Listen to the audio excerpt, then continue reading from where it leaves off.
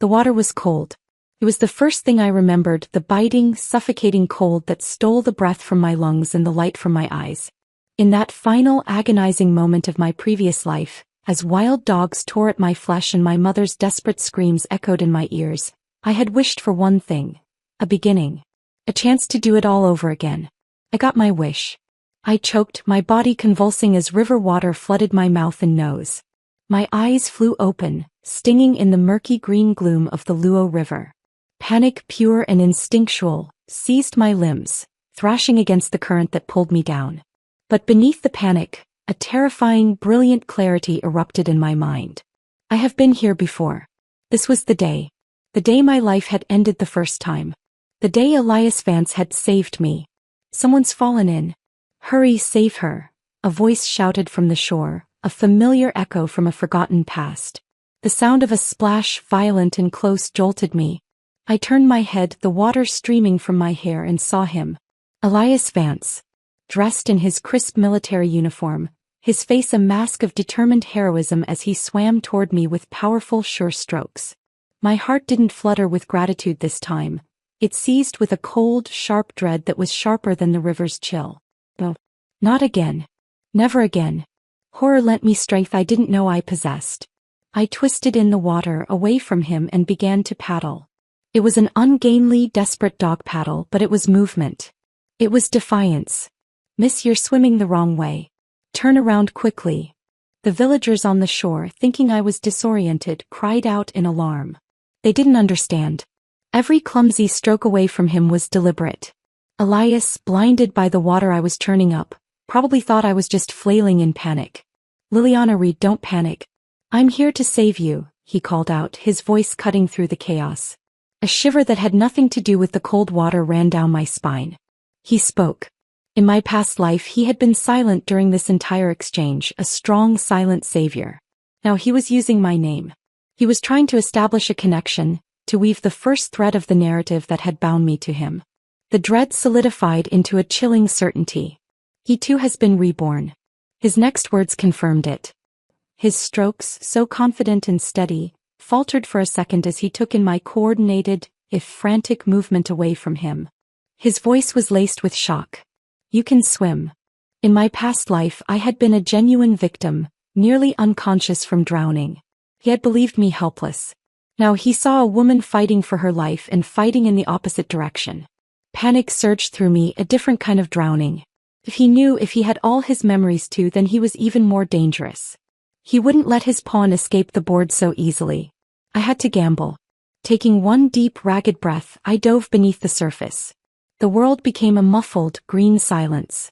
I kicked, propelling myself through the murky water, away from where he had last seen me. I swam until my lungs burned, ready to explode. Suddenly, a vice-like grip closed around my ankle. It felt like a venomous snake coiling around my leg, pulling me back, pulling me down. My heart hammered against my ribs. Is he trying to drown me? To force the narrative of being my savior? I kicked wildly, my heel connecting with something solid, his hand, his arm, I didn't know. I didn't care. I fought with the fury of a woman who had already died once.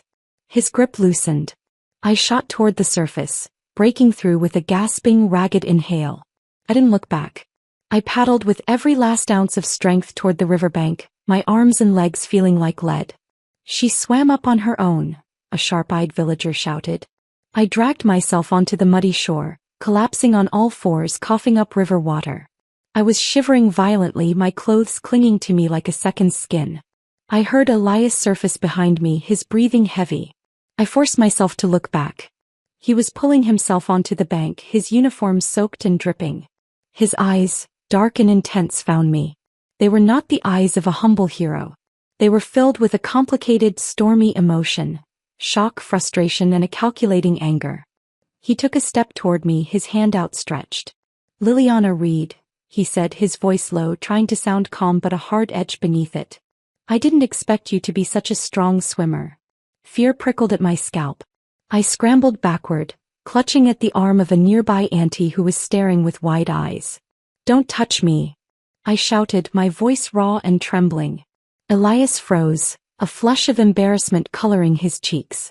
With so many villagers watching, he had no choice but to lower his hand. The narrative was already fracturing.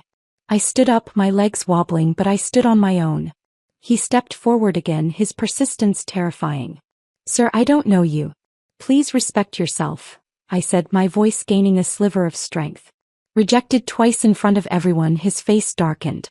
He was a proud man, a soldier used to respect. This public defiance was a blow. He quickly crafted a new narrative, one of misunderstood chivalry. "I'm sorry," he said, his voice projecting for the benefit of the crowd. "I'm a soldier. I was desperate to save you. When I saw you sinking underwater, I may have overstepped and startled you." His words did their work. A few men in the crowd whistled and chuckled. "A hero saving a damsel, huh?" one called out. "Guess you'll have to repay him with your heart." My nausea returned. He was so shameless, so quick to twist the situation. I couldn't let him control the story. "Sir, you shouldn't speak carelessly," I retorted, my voice cutting through the murmurs. "The water was murky down there. How can you be sure the person you touched was me?" Just then another villager pointed. "Girl, look at that. He risked his life to save you. He even scratched his hand. If it weren't for him, you would have drowned already." I looked at Elias's hand. A fresh, red scratch marred his skin. I remembered the desperate kick underwater. I had indeed made contact. "Who said I was drowning?" I challenged, turning to face the crowd. "Besides, there are plenty of sharp rocks underwater. His hand could have been cut by those. And I was the first one to reach the surface and climb ashore. I saved myself." "How is that him saving me?" The crowd fell silent, the simple logic of my statement dousing their romantic notions. Elias looked utterly embarrassed, his carefully constructed heroism crumbling before his eyes. "Liliana Reed," he said, trying to regain footing. "We're from the same village. My name is Elias Vance. I was only worried you'd catch a cold. I just wanted to walk you home." His words were a trap. He was trying to stall me, to get me alone, to re-establish some control. I couldn't let that happen. The terror of being near him, of him possibly grabbing me and creating a scene I couldn't explain, was too great. Without another word, I turned and ran. I heard him call my name, heard him try to follow, but one of the older aunties, intrigued by the handsome soldier, pulled him aside, peppering him with questions about his life in the army, if he had a wife. I didn't look back. I ran, my wet clothes slapping against my skin, my heart pounding a frantic rhythm against my ribs. I ran past the curious stares, past the familiar lanes of my village, all the way to the entrance. I had to get home. I had to get to safety. And there, at the village entrance, my blood ran cold. There she was. Cassandra. Her name in this life, but the same viper from my last. She was standing with the postman, a familiar document envelope in her hand. A document I had waited for my entire previous life. A document she had stolen from me. My eyes widened in a fury that was years in the making. I pointed a trembling, water-wrinkled finger at her and shouted, my voice echoing with the pain of a stolen past. "Cassandra! How dare you sign for my college admission letter?" Cassandra flinched as if I'd struck her. Her whole body went rigid and she stared at me, her pretty face a mask of pure shock. "Liliana Reed? What are you doing here?" Her surprise was genuine. In her timeline, in the narrative she and Elias had crafted, I should have been at the river, being rescued, my reputation being thoroughly compromised, setting the stage for my entrapment. My presence here, dripping wet and furious, was a variable they hadn't accounted for. Seizing the moment of her stupor, I lunged forward. My fingers, cold and stiff, closed around the thick manila envelope. I yanked it from her grasp. The feel of it in my hand sent a jolt through me. This simple packet of paper held a future I had been cheated out of. My future. Cassandra's arms were suddenly empty. She glared at me, her shock melting into resentment. "That's mine. Give it back," she demanded, her voice shrill. I let out a cold, sharp laugh that made the postman, a gangly young man looking deeply uncomfortable, take a step back. "Yours, Cassandra? Are you sure about that?" I held the envelope to my chest, a precious, hard-won treasure. Only then did she realize her mistake. The postman was still here. She had been caught in the act. She stammered, scrambling for an excuse. "I was just trying to help you by holding on to it first. I heard you fell into the river, so I thought you wouldn't have time to come." Something in her words snagged in my mind. A flaw in her hasty lie. "Something feels off," I said, my voice dangerously calm. This place was nowhere near the river. How did you know I fell into the water? Cassandra's mouth opened and closed like a fish out of water. No sound came out. She looked from me to the postman, her eyes wide with panic. I fixed my gaze on the postman. And you? How could you hand over my college admission letter to someone else so casually? This is a federal document. The postman's face darkened with defensiveness. She stopped me and said it was hers, so I gave it to her. It's not my job to interrogate everyone. Suppressing the urge to scream, I retorted, then let's open it right now. Let's see if this admission letter has my name, Liliana Reed, or Cassandra's. If it's mine, I'll report you for giving my college admission letter to someone else without my permission. That's a serious offense. The postman paled, finally realizing the gravity of the situation and that I wasn't some meek village girl he could brush off. Cassandra's face turned a sickly shade of white. Suddenly, with a desperate shriek, she lunged at me. Her fingers, like claws, snatched at the envelope.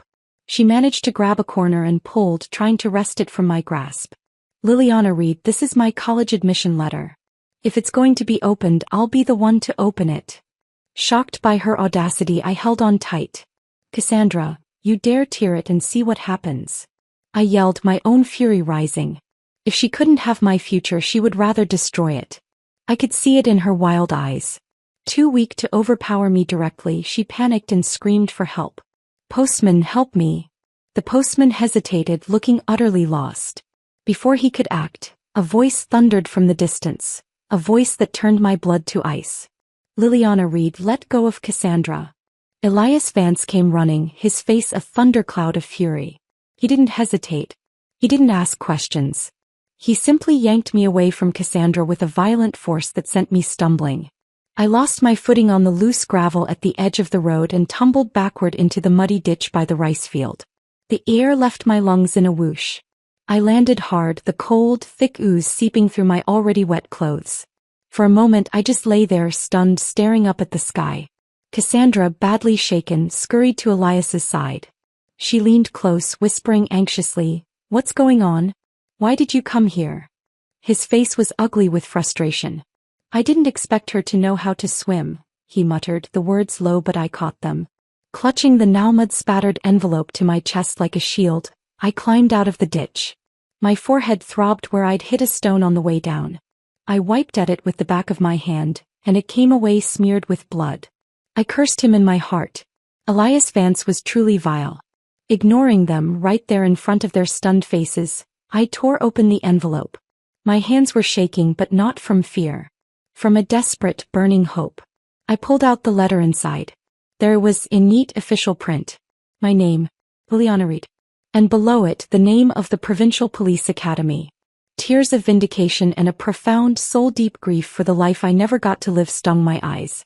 I looked up, holding the letter out for them all to see. "Cassandra," I said, my voice trembling with emotion. "You stole my college admission letter. And now that I've caught you, you want to tear it up. If you can't take my future for yourself, you'd rather destroy it." Cassandra, trembling as Elias held her up, looked at me with a new kind of fear. The fear of someone whose carefully laid plans were unraveling spectacularly. "Liliana, I really thought this was mine," she whined, trying on a mask of pitiful misunderstanding. "I wasn't trying to tear it up. I just opened it too quickly. Since it's yours, I was only holding on to it for you. It's not like I wasn't going to give it back." I sneered, the sound ugly and raw. "Cassandra, you and I don't even know each other. What right did you have to hold on to it for me?"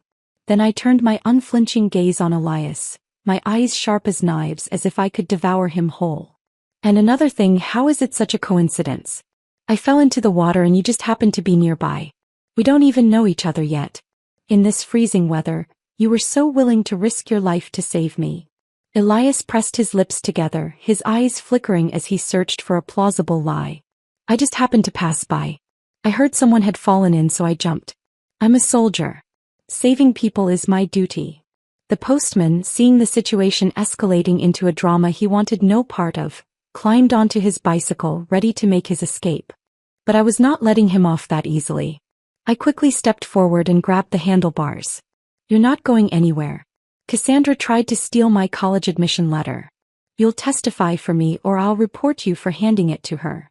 Elias strode over, his tall frame blocking me, and signaled to the postman with his eyes. Liliana Reed let go of his bike. He still has mail to deliver. Cassandra rushed forward, trying to pry my fingers from the handlebars. Let him go, you lunatic. Anger and despair surged inside me. They were a team closing ranks. For a moment, standing there alone against them, I felt a flicker of the hopelessness that had defined my first life.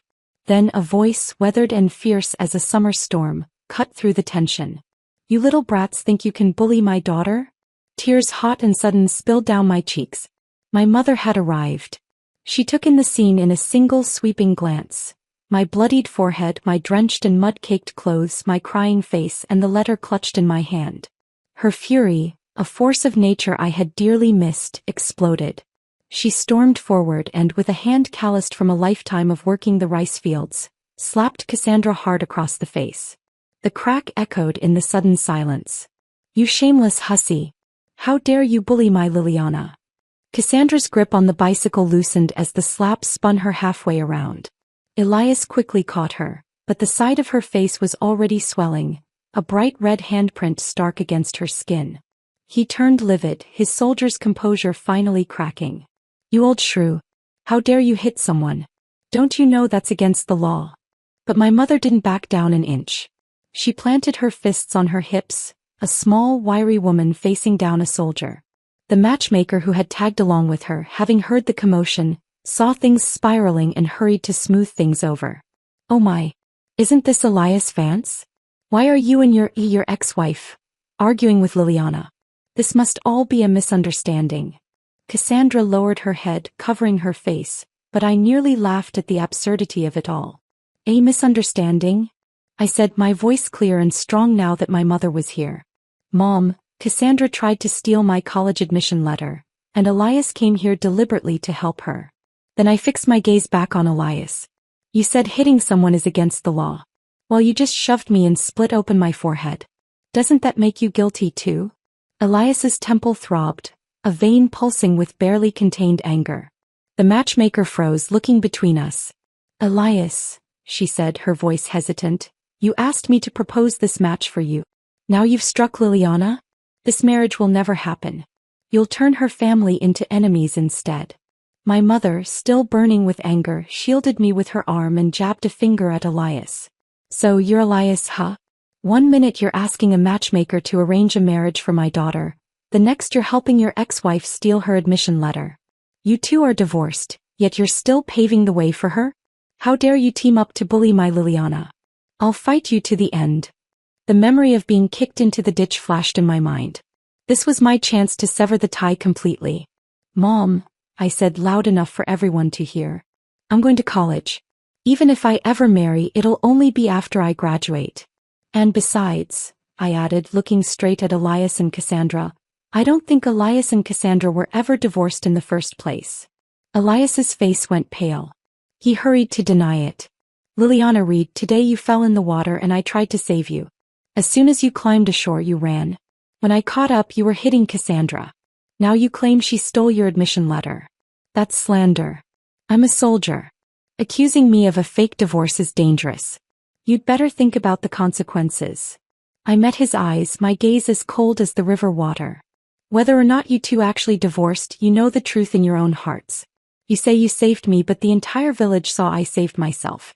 It had nothing to do with you. And yet you kept trying to hold me and touch me. You call it slander when I say you two never divorced? Then let's go to the civil affairs office and check. Do you and Cassandra dare? The panic that flashed across both their faces was plain to see. Their guilty expressions told the whole story. My mother finally understood. The pieces clicked into place in her mind. So that's it, she breathed, her voice filled with a new cold fury. You never divorced at all. You wanted to trap my daughter, stain her reputation so the matchmaker could push the marriage through. You just wanted to trick Liliana into becoming a servant for your 3 sons and a nurse for your paralyzed old mother. She turned her glare on Cassandra. And you, shameless woman, you tried to steal my daughter's future and go to college in her place. How vicious can you be? Just then more villagers arrived, drawn by the escalating shouting. And behind them, to my immense relief, were 2 officers from the local police station. My heart leapt. Finally, a semblance of order. Mom, I said, pointing at Elias and Cassandra. Let's call the police. We'll report Elias Vance for marriage fraud. Elias panicked at first, then a strange, confident smile touched his lips. He looked at the approaching officers and his posture relaxed. Perfect timing, he said. My childhood buddy works at this police station. Cassandra, who had been frightened before, immediately regained her confidence. She put on a pitiful expression and looked at the senior of the two officers. Officer, thank goodness you're here, she simpered. Liliana Reed and her mother assaulted me and my brothers. I want to file a report. The game had just changed and Elias thought he held all the cards. But I was no longer the naive girl who would crumble under pressure. I had the truth and I had a mother who would fight for me with everything she had. The battle for my future was just beginning. The officer Elias had smiled at, a man with a thick mustache and a bored expression, stepped forward. All right, break it up. What's all this shouting about? His eyes flickered to Elias and I saw a faint, almost imperceptible nod pass between them. My heart sank. Elias hadn't been bluffing. Cassandra immediately launched into a tearful performance. Officer Wong. Look what they did to me. She pointed a dramatic finger at her red, swollen cheek. Liliana Reed snatched my mail and when I tried to get it back her mother attacked me. Then Liliana hit my brothers. Her two younger brothers, lanky teenagers who had been hovering at the edge of the crowd, suddenly clutched their noses, though I noticed there wasn't a drop of blood on them. I didn't wait for Officer Wong to take control. I stepped forward holding up my college admission letter. Officer, my name is Liliana Reed. This is my college admission letter addressed to me. Cassandra Hale intercepted it from the postman and was attempting to steal it. When I confronted her, she and Elias Vance became physically aggressive. Elias shoved me into that ditch, which is how I cut my forehead. I want to file a report for theft and assault. Officer Wong sighed as if we were a personal inconvenience. He said, she said. Sounds like a simple village squabble. Miss Hale says it was her letter.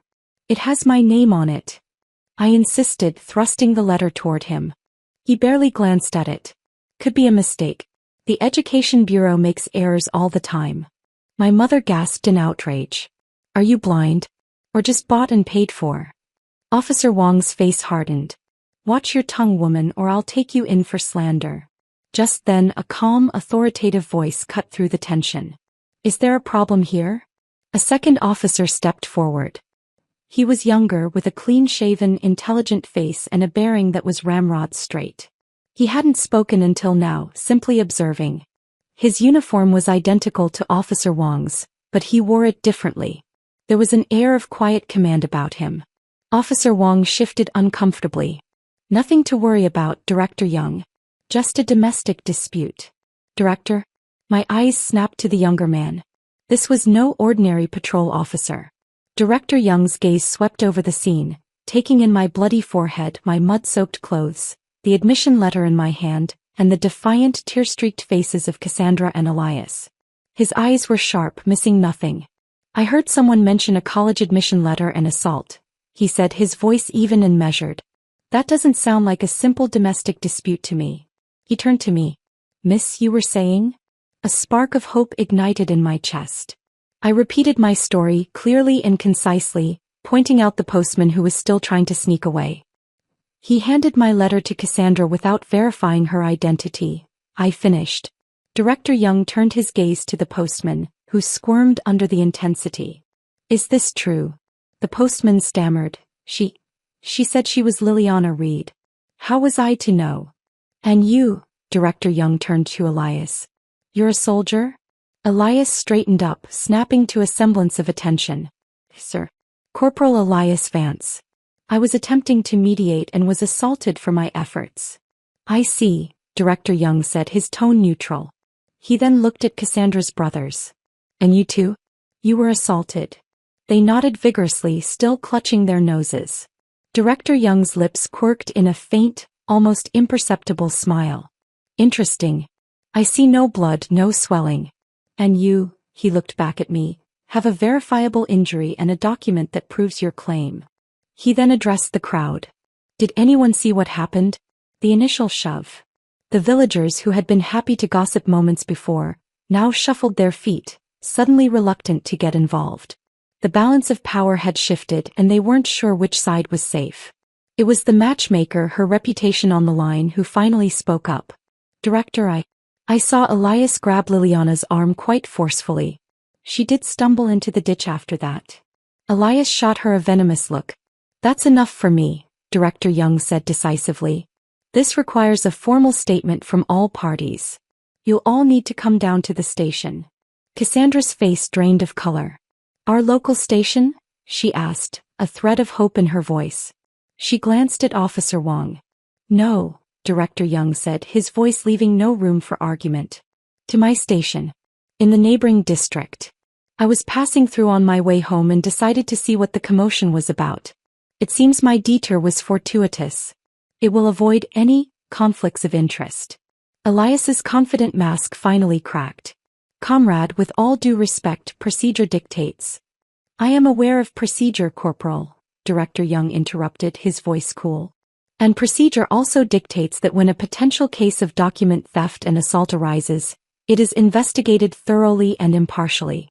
Since the complainant, he nodded at me, has made the report to me, I will be processing it. You will all accompany me. Now. The journey to the neighboring district's police station was a silent, tense affair. My mother held my hand tightly, her grip both fearful and fiercely protective. Elias and Cassandra sat stiffly, their minds whirring, while Cassandra's mother and brothers followed in a separate vehicle, their earlier bravado replaced by a sullen anxiety. At the station, which was cleaner and more orderly than our local one, we were separated. Director Young, who introduced himself as Nathan Young, personally took my and my mother's statements. He listened intently, his eyes never leaving my face as I recounted not just the events of today, but the broader picture. The chance meeting at the river, the pressure to marry, the fake divorce. I can't prove the divorce is fake, I admitted. Not without going to the Civil Affairs Bureau. But their reaction when I suggested it was all the proof I need. Nathan Young nodded, making a note. We can look into that. For now, let's focus on the actionable offenses, the theft of the letter and the assault. After our interview, he left us in a small, quiet room with 2 cups of tea. Time stretched on. I could hear the raised voices of Cassandra and her family from down the hall, and the lower, calmer tones of Nathan Young and Elias. Finally, the door opened and Nathan Young entered alone. His expression was serious. Liliana, your mother, he began. The Hale family is claiming you and your mother assaulted them. They're charging you with intentional injury. In cases like this, we usually treat it as mutual fighting. However, he held up a hand as my mother started to protest. Elias did injure you and Cassandra did attempt to steal your admission letter. The postman, once separated from the group, confirmed that Cassandra explicitly identified herself as you. Given that, and since you're insisting on filing, the path forward is typically hospital evaluation, reconciliation, and compensation. I had expected a long, bitter fight. But Nathan's words suggested a quicker, if imperfect, resolution. They want to settle? I asked. He nodded. I believe so. They want this to go away quietly, especially Elias. A public scandal would not be good for his military career. As if on cue, the door opened and Elias entered. He looked strained, the image of the confident soldier completely gone. Liliana, he said, his voice tight. Let's not drag this out. I'll give you 250 yuan as compensation for this misunderstanding. I let out a cold, sharp laugh that echoed in the small room. Elias, who are you insulting? I rose from my chair and turned to leave, pulling my mother with me. I was bluffing, but I had to seem willing to burn it all down. He panicked. 300, he blurted out.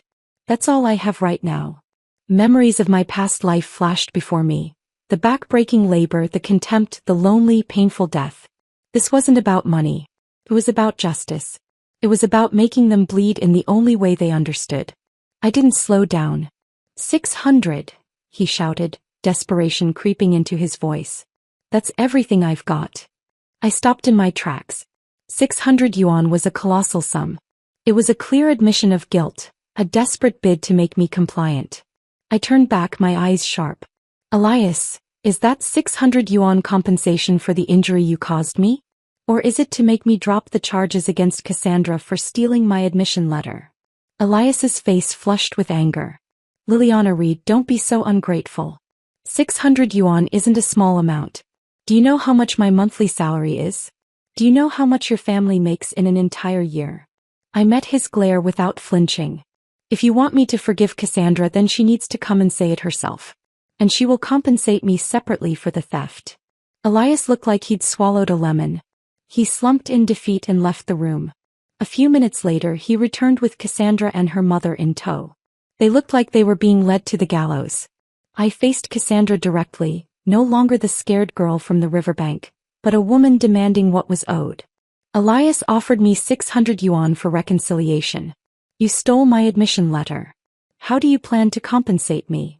The word reconciliation made both Cassandra and her mother explode. 600 yuan. Elias, where did you get that kind of money? Her mother shrieked. Elias hurried to calm them, but I interrupted sweetly. Cassandra, if you want my forgiveness, it's not impossible. Compensate me and apologize. Publicly. Cassandra and her mother pulled long faces. We don't have money, her mother spat. We'd rather die than pay. At most we can give you another 100. I didn't get angry. Instead I turned to Nathan Young. Director, I've changed my mind. I request an official case be filed. I want Cassandra Hale charged with theft. This was the gambit. I was calling their bluff. Elias panicked. He was due to return to the army where a promotion was on the line. A formal charge would end it all. 1,000, he shouted, the words torn from him. 1,000 yuan. From Laura and me together. My mother, who had been sipping her water, choked. Her eyes were wide as saucers. 1,000 yuan was a fortune, a life-changing amount. Cassandra nearly lost her mind. Elias, you only make a few dozen a month.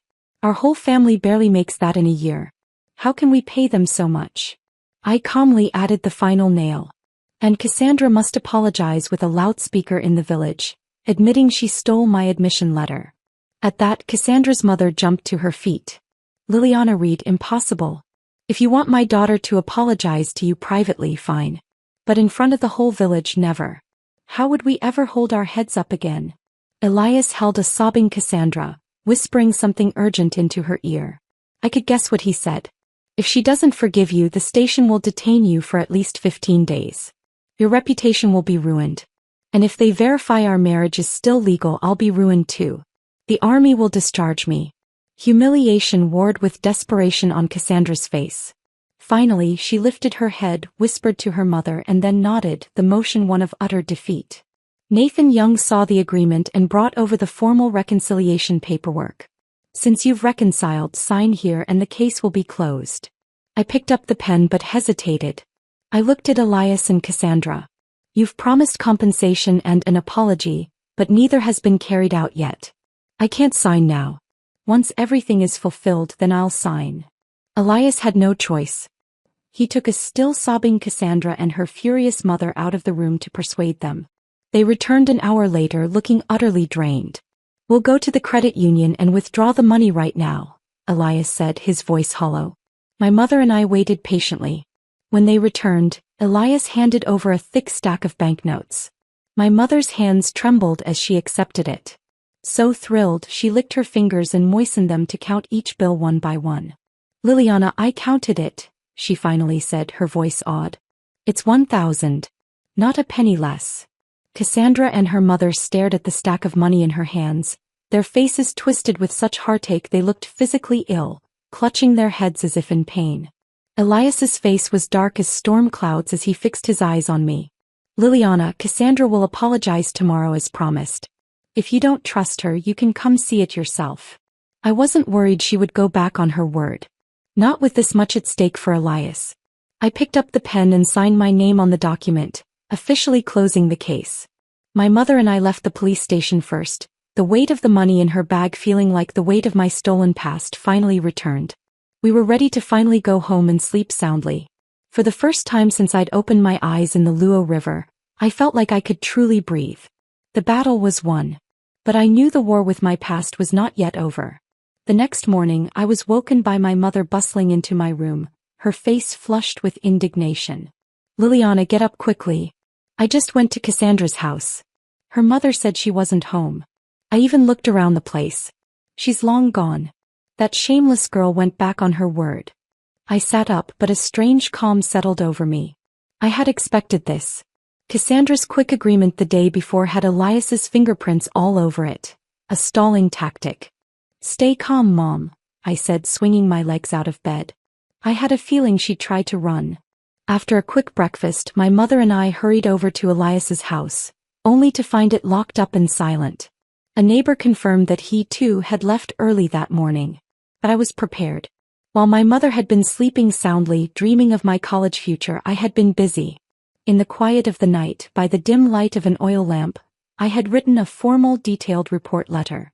I described how Elias Vance, a soldier, had staged a fake divorce with Cassandra Hale. I outlined their plot to have her brothers kick me into the river, his pretended rescue to compromise my reputation, and their ultimate goal of trapping me into a life of servitude while Cassandra stole my college admission letter. I mentioned that the police had already opened a case, lending credibility to my claims. This letter had been mailed a week earlier, addressed directly to the Army unit's disciplinary committee and Elias's company commander. I had calculated the timing perfectly. In the days that followed, I shed the skin of the victim and embraced the rhythm of my old new life. I helped my mother feed the chickens, their clucking a comforting, mundane sound.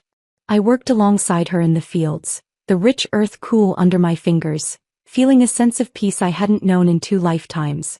I was simply waiting happily for school to start. The calm was broken about a week later.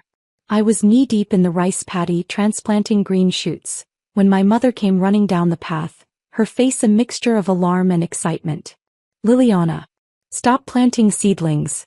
That director from last time is here again," and he brought Elias's superiors with him. My heart gave a steady, determined thud. This was it. I washed the mud from my hands and legs and followed my mother back to our humble home. As I stepped into the yard, I saw Nathan Young in his uniform, looking even more authoritative than before. Flanking him were 2 other men with the unmistakable, upright bearing of career soldiers, their uniforms crisp and their eyes sharp. Nathan smiled when he saw me, a genuine warm smile that reached his eyes. "Liliana Reed, last time you said someone deliberately kicked you into the water. After our investigation, Cassandra's 2 brothers confessed." My mother gasped, her hand flying to her mouth.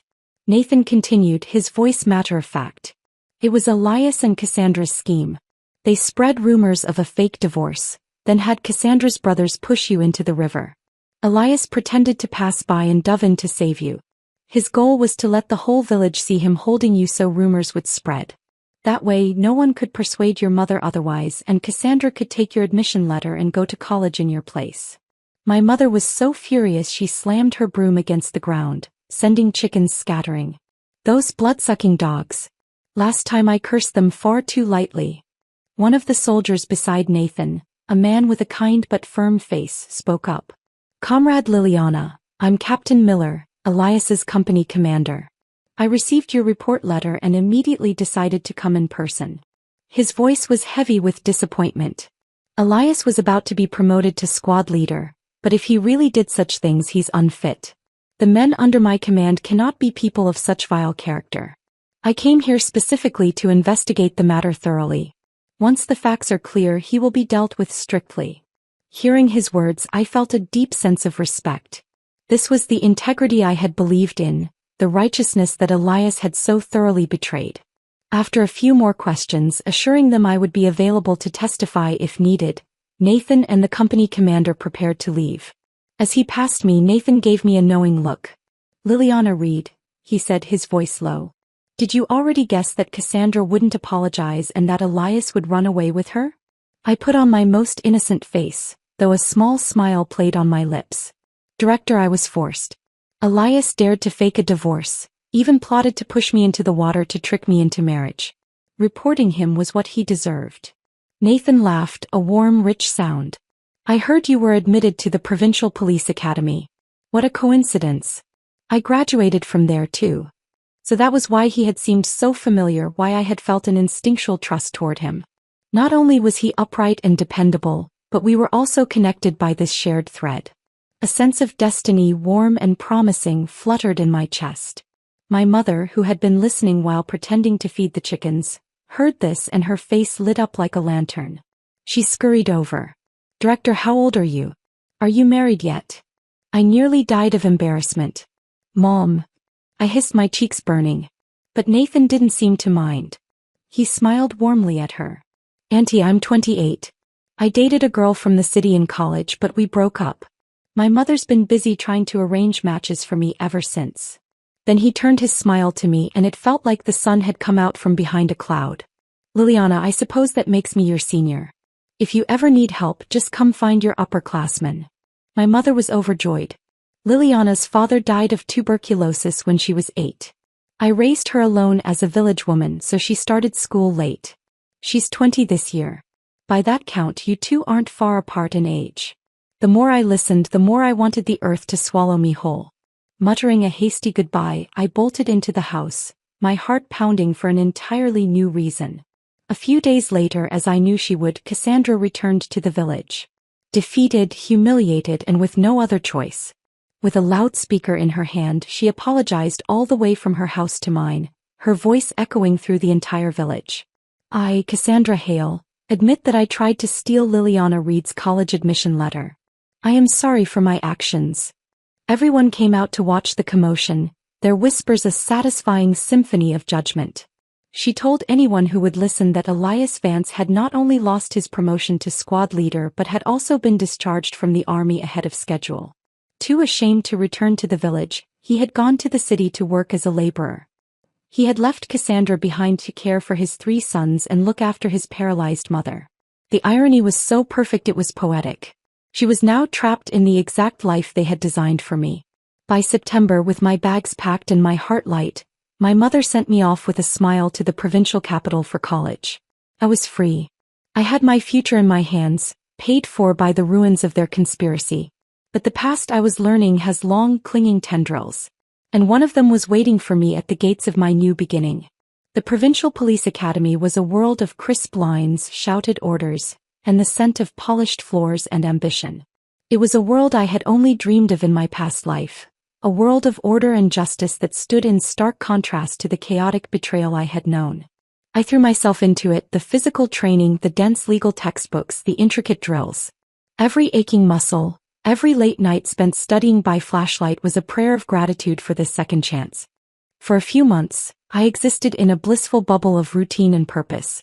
The shadows of my past life seemed to recede, fading like bad dreams in the bright light of this new day. I made friends, girls with loud laughs and fierce loyalties. I earned the grudging respect of my instructors. I was building a life brick by solid brick. The bubble burst on a crisp autumn afternoon. I was walking back from the library, a stack of books in my arms, laughing with a classmate about our notoriously stern tactics instructor. A figure detached itself from the shadow of the main gate and stepped into my path. My laughter died in my throat. The books in my arms felt suddenly like a ton of bricks. It was Elias. But it wasn't the Elias I remembered from either life. The proud soldier, the cunning plotter. Both were gone. This man was a hollowed-out shell. Months of hard labor had carved new lines into his face.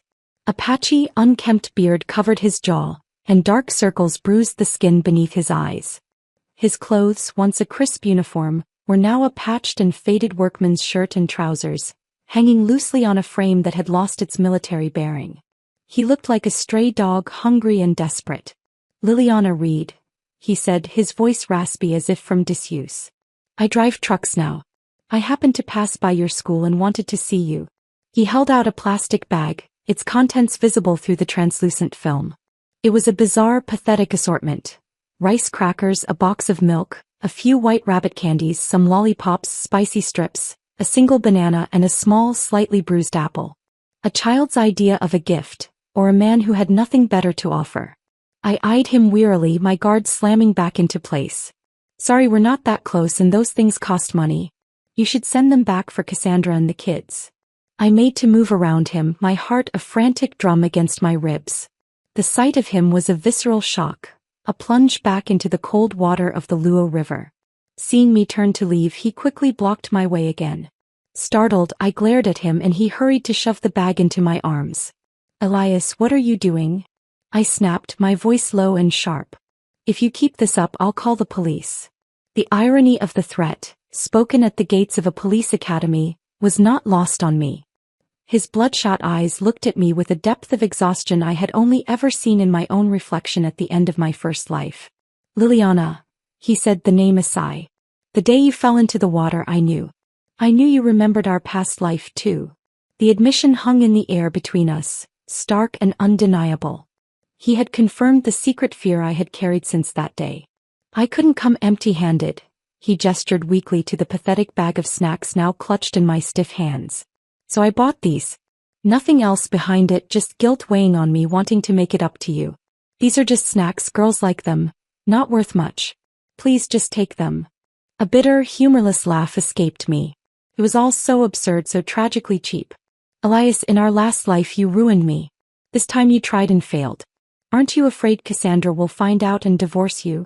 I was twisting the knife, wanting him to feel a fraction of the pain he had caused. He lowered his head, studying the cracks in the pavement. Cassandra's already gone, he muttered. She couldn't handle the hardship in the village and left. My mother, she got so angry she passed away. I just finished the funeral.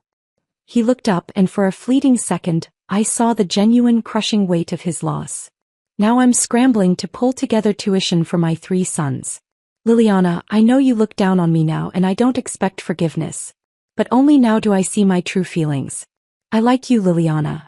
The words were so grotesquely misplaced, so utterly selfish, that any pity I might have felt evaporated instantly. He wasn't here out of remorse. He was here because his life was in ruins and he was looking for a soft place to land. He saw my rising star and wanted to hitch his broken wagon to it. You're only unwilling to accept how far you've fallen, I said, my voice cold and flat. My life is good now and I don't want any ties to you. If you truly feel guilty, the best thing you can do is never show up again. Just then a group of my female classmates passed by, their cheerful chatter cutting through the tense atmosphere. Liliana, is this guy here to sell something? One of them asked, eyeing Elias's disheveled appearance with distaste. Don't buy it. So many scammers around. Come on, let's go get lunch. The times had changed. I was no longer a vulnerable village girl.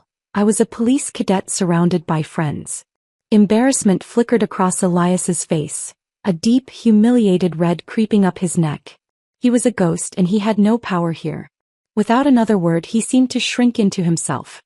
He turned and slunk away, his shoulders slumped, fading into the stream of students until he finally disappeared from sight.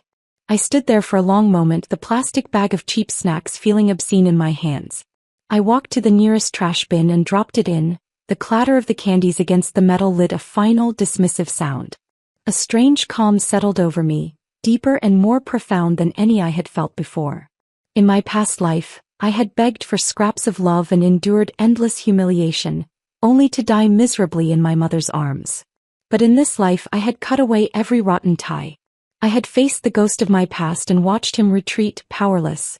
I tightened my grip on my textbooks, the solid weight of my future, and followed my classmates toward the dining hall. The sun was high, warm against my face, the campus alive with the sound of laughter and confident footsteps. For the first time in a long while, in either lifetime, my future felt truly, completely, and irrevocably mine. The encounter with Elias solidified my resolve. I buried myself even deeper in my studies, determined to wring every drop of opportunity from this borrowed life. I excelled in criminology, surprised myself with a knack for forensic science, and even found a certain grim satisfaction in physical training, building a strength that was both physical and mental. A month after Elias's appearance, a message came from the gatehouse. I had a visitor. A cold dread pooled in my stomach. Had he returned? I walked to the gate with slow, reluctant steps, rehearsing the words to have him removed. But it wasn't Elias. Nathan Young stood just inside the gates, out of uniform. He wore a simple white shirt and dark trousers, and he looked somehow younger, more approachable. In his hands he held a small, neatly wrapped package and a paper bag from a well-known bakery in the provincial capital. "Senior," I said, the title feeling both formal and strangely intimate on my tongue. I couldn't stop the smile that spread across my face. "This is a surprise." "Liliana," he replied, his own smile easy and genuine. "I had a meeting at the City Public Security Bureau nearby. My mother insisted I bring you these." He held out the package. "She's been knitting. Said a student from her hometown could always use another scarf. And the pastries are from me." I remember the food here is functional. I took the gifts, touched by the simple, uncomplicated kindness. Please thank your mother for me. That's incredibly thoughtful. I hesitated. Would you like to see the campus? I have a break before my next class. His eyes lit up. I'd like that very much. We walked along the tree-lined paths and I showed him the grand library, the sprawling training grounds, the austere dormitories. It wasn't a tour a boy would give a girl. It was one aspiring officer showing another their shared territory.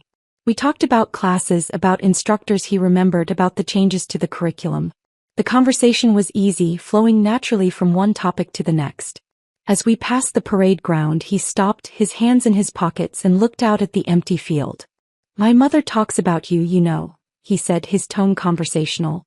She says you have a fierce spirit, that you remind her of herself when she was young. I felt a blush creep up my neck. Your mother is too kind. I was just surviving. He turned to look at me, his gaze direct and thoughtful. Survival is one thing. Thriving is another. You're thriving here, Liliana.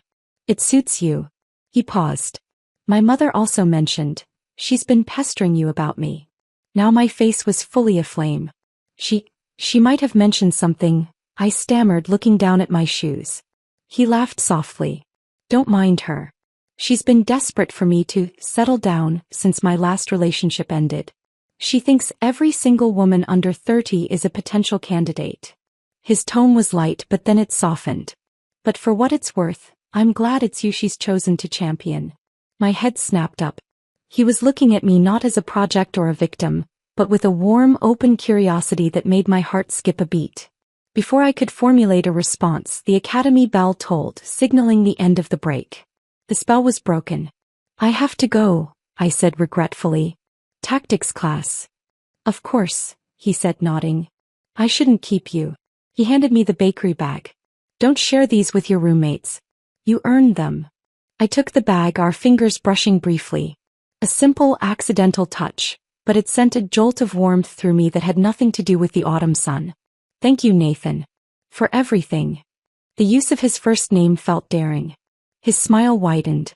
You're welcome, Liliana. Focus on your studies. I'll see you when you're home for the break. I watched him walk away, his stride confident and sure, until he turned a corner and was gone. I stood there for a long moment, the scent of sugar and butter from the bakery bag filling the air, a feeling of giddy, impossible hope blooming in my chest. The past was a ghost. The future was a blank page. And for the first time, the thought of writing on it didn't fill me with dread, but with a thrilling, terrifying excitement. The rest of the semester passed in a blur of focused intensity. Nathan's visit had been a catalyst, a glimpse of a future that was not just about escaping the past, but about building something positive. I studied with a renewed ferocity, my scores topping the class in several subjects. The past and its ghosts were locked away in a deep corner of my mind, only emerging in the quietest moments before sleep. When the winter break finally arrived, I packed my bag with a light heart, the carefully folded hand-knitted scarf from Nathan's mother tucked safely inside. The journey home felt different this time. The landscape, once a backdrop to my suffering, now just looked like home. My mother was waiting for me at the door, her face wreathed in smiles that reached her eyes. Our small house felt warmer, brighter. She fussed over me, declaring I was too thin and piling my bowl with food. In the evenings we sat by the stove and I told her about my classes, my friends, about the sprawling, intimidating city. I carefully edited out the encounter with Elias and the details of Nathan's visit, speaking of him only as a helpful senior. A few days into the break, as I was helping her patch a leak in the roof, a familiar, official-looking car pulled up outside our gate.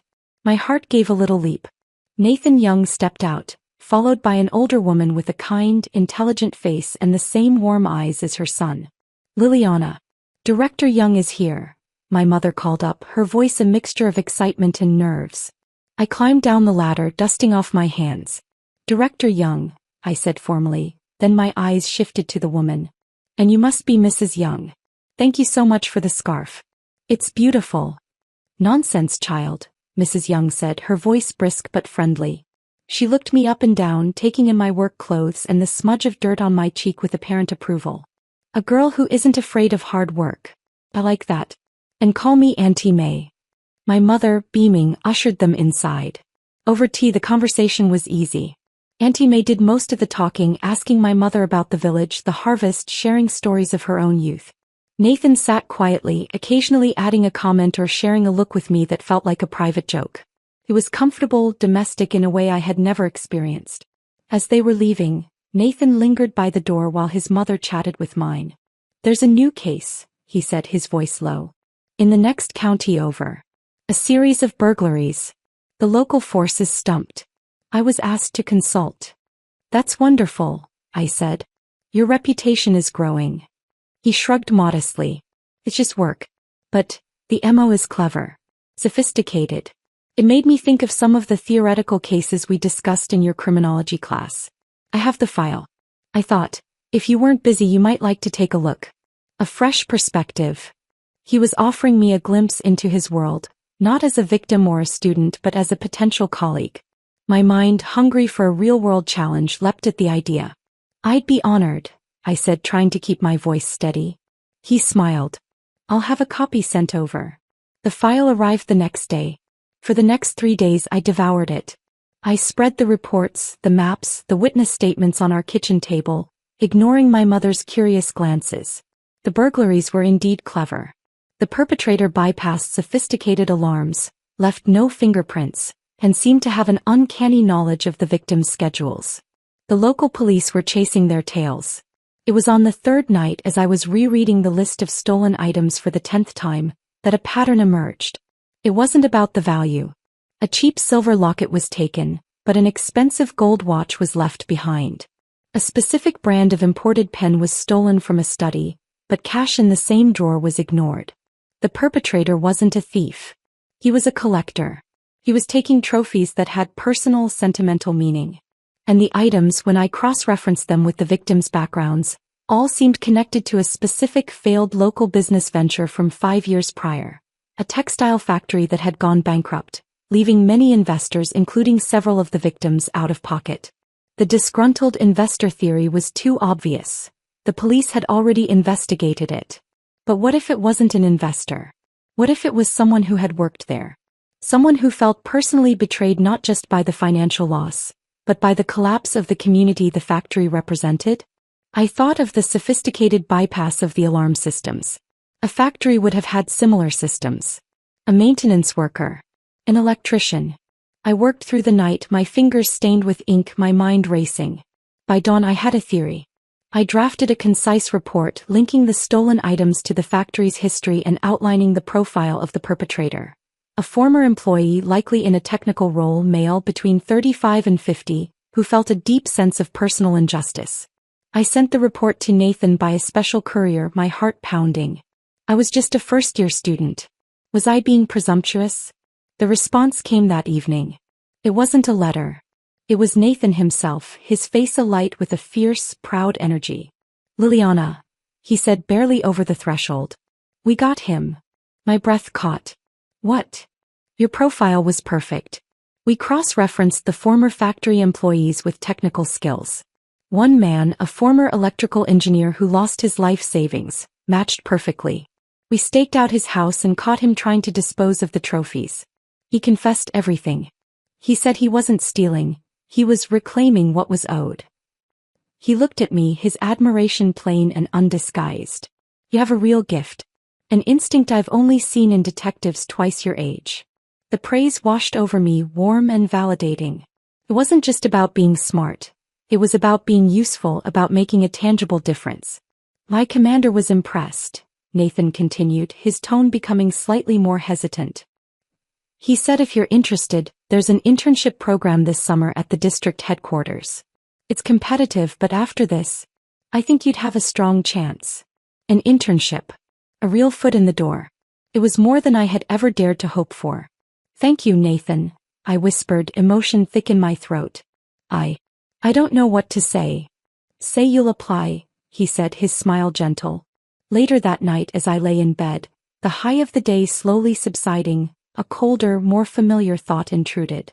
My success, this bright new future I was building, was predicated on the ruins of Elias's life. I had taken his money, exposed his crimes, and indirectly caused the collapse of his family. A part of me, the part that had been broken and discarded in a previous life, felt a savage satisfaction. But another part, the part that was trying to become an officer of the law, wondered about the cost. The web of cause and effect was vast and intricate. I had torn myself free from one strand, but I was now being woven into another. And somewhere in the shadows, I knew the spider I had displaced was still waiting, hungry and vengeful. My victory over Elias felt complete, but the consequences of that victory were still unfolding. I had a future now, a promising one, but it was a future that had made a powerful enemy. The spring semester began with a new sense of purpose. The internship application became my obsession. I pored over past cases, studied procedural manuals, and practiced my interview skills with anyone who would listen. Nathan's belief in me was a constant, warm presence in the back of my mind, a beacon I steered towards. I heard snippets of news from home carried in my mother's letters. Cassandra was still in the village, a sullen, resentful figure, struggling to manage Elias's 3 unruly sons and the memory of his bedridden mother. The villagers, once sympathetic to her, now mostly shunned her, their pity eroded by the truth of her actions. Elias, she wrote, was rumored to be doing hard labor on a construction site in the provincial capital, not far from my academy. The knowledge was an itch between my shoulder blades, a constant low-grade awareness. One rainy Tuesday I was in the academy library, buried in a dense text on criminal psychology, when a feeling of being watched crept over me. I looked up, my eyes scanning the quiet rows of carrels and bookshelves. There was no one. Shaking off the feeling, I returned to my book. The feeling returned the next day and the next. A shadow in my peripheral vision that vanished when I turned. The sense of a presence just outside the circle of light from my dorm room window. I began to vary my routes, to walk only with groups of friends. I was being paranoid, I told myself. The stress of the upcoming internship interview was getting to me. The interview was held at the district headquarters, an imposing building of concrete and glass. Nathan was there, but in an official capacity, and he gave me only a brief, professional nod. The panel was intimidating. Senior detectives, a captain, and a representative from the city's Public Security Bureau. The questions were sharp, designed to probe not just my knowledge but my judgment, my ethics, my temperament. Toward the end, the bureau representative, a stern-faced woman, leaned forward. "Miss Reed, your application is remarkable. Top grades, a letter of recommendation from Director Young, and an unsolicited analytical report that directly led to an arrest. However, your file also notes a significant personal history, an attempted fraud and assault. How can we be sure this past won't compromise your objectivity or your ability to serve?" This was the question I had dreaded and prepared for. I took a slow breath, meeting her gaze squarely. "Ma'am," I said, my voice clear and steady in the quiet room. "That past is precisely why I am here. I have seen firsthand how the absence of justice can destroy lives. I have been a victim of manipulation and cruelty. That experience didn't break me. It forged in me an unshakable belief in the rule of law. It taught me to look beyond the obvious, to question convenient narratives. I don't see my past as a liability. I see it as the foundation of my commitment. I want to ensure that what happened to me doesn't happen to anyone else." The room was silent for a long moment. The stern-faced woman gave a slow, deliberate nod. "A compelling answer, Miss Reed." A week later, the official letter arrived. I had been accepted. The joy was electric, overwhelming. I called my mother, my voice cracking with emotion as I read her the letter. I wanted to call Nathan to thank him, but I forced myself to wait. That evening, celebrating with a few close friends at a small noodle shop just off campus, the feeling of being watched returned, stronger than ever.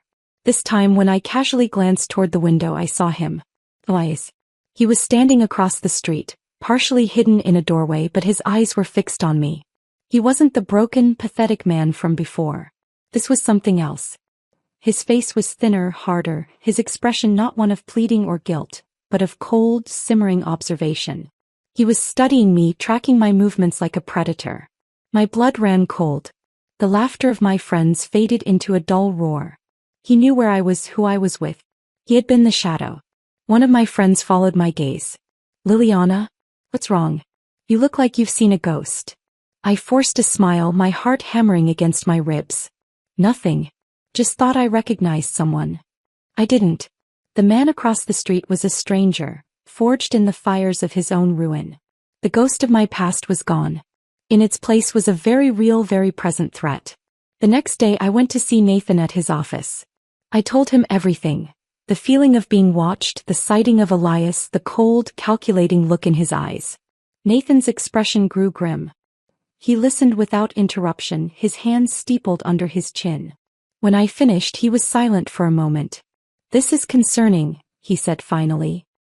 "His behavior has escalated from a pathetic attempt at contact to what sounds like surveillance. Stalking." He stood up and paced to the window. "I'll have a word with the patrol units near your academy. They can keep a more watchful eye. And I'll see what I can find out about his current situation. But Liliana..." He turned to face me, his eyes serious. "Be careful. You've achieved everything he lost. In his mind, your success is built on his failure. That is a dangerous narrative for a desperate man." I knew he was right.